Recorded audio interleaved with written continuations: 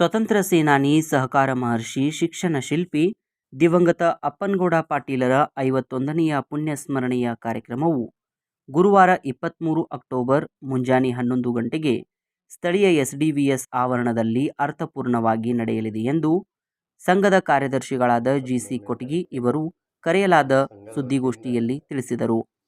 ಕಾರ್ಯಕ್ರಮದ ದಿವ್ಯ ಸಾನ್ನಿಧ್ಯವನ್ನ ಪರಮಪೂಜ್ಯ ಶ್ರೀಮನಿರಂಜನ ಜಗದ್ಗುರು ಶ್ರೀ ಡಾಕ್ಟರ್ ಶಿವಲಿಂಗೇಶ್ವರ ಮಹಾಸ್ವಾಮೀಜಿಗಳು ನಡೆಸೋಶಿ ಇವರು ವಹಿಸಲಿದ್ದಾರೆ ಮತ್ತು ಮುಖ್ಯ ಅತಿಥಿಯಾಗಿ ರಾಣಿ ಚೆನ್ನಮ್ಮ ವಿಶ್ವವಿದ್ಯಾಲಯ ಬೆಳಗಾವಿ ಕುಲಪತಿಗಳಾದ ಸಿಎಂ ತ್ಯಾಗರಾಜ್ ಇವರು ಆಗಮಿಸಲಿದ್ದಾರೆ.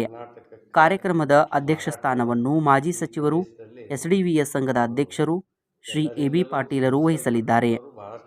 ಈ ಕಾರ್ಯಕ್ರಮದಲ್ಲಿ ವಿವಿಧ ಸ್ಪರ್ಧೆ ಮತ್ತು ವಿಶೇಷ ಸಾಧನೆಗೈದ ವಿದ್ಯಾರ್ಥಿ ಮತ್ತು ಶಿಕ್ಷಕರ ಸನ್ಮಾನ ಸಮಾರಂಭ ನಡೆಯಲಿದ್ದು, ಈ ವಿಶೇಷ ಕಾರ್ಯಕ್ರಮಕ್ಕೆ ಎಲ್ಲರೂ ಉಪಸ್ಥಿತರಿರಬೇಕೆಂದು ಮನವಿ ಮಾಡಿದರು. ಸೇನಾನಿ, ಸಹಕಾರ ಮಹರ್ಷಿ, ನಾಡಿನ ಭಾಗ್ಯದ ಹರಿಕಾರರಾಗಿದ್ದಂತಹ ಲಿಂಗಕ್ಕ ಅಪ್ಪನಗೌಡ ಪಾಟೀಲರ 51ನೆಯ ಪುಣ್ಯಸ್ಮರಣೆ ಕಾರ್ಯಕ್ರಮವನ್ನು ನಮ್ಮ ಸಂಸ್ಥೆಯ SD ಪ್ರೌಢಶಾಲೆಯಲ್ಲಿ 23/10/25ರಂದು ಗುರುವಾರ ಹಮ್ಮಿಕೊಂಡಿದ್ದೇವೆ.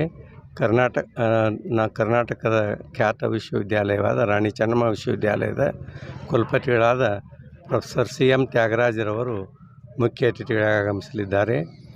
ಹಾಗೆಯೇ ನಮ್ಮ ನಾಡಿನ ಸುಪ್ರಸಿದ್ಧ ಶ್ರೀಕ್ಷೇತ್ರ ಹಾಗೂ ಶಿಕ್ಷಣ ಸಾಮಾಜಿಕ ರಂಗದಲ್ಲಿ ವಿಶೇಷ ಮನ್ನಣೆಯನ್ನು ಪಡೆದಂತಹ ನಿಡಸೋಸಿಯ ಶ್ರೀ ಜಗದ್ಗುರುಂಡೀಶ್ವರ ಸಿದ್ಧ ಸಂಸ್ಥಾನ ಮಠದ ಪೂಜ್ಯ ಡಾಕ್ಟರ್ ಶಿವಲಿಂಗೇಶ್ವರ ಮಹಾಸ್ವಾಮಿಗಳವರು ದಿವ್ಯ ಸಾನ್ನಿಧ್ಯವನ್ನು ವಹಿಸಲಿದ್ದಾರೆ.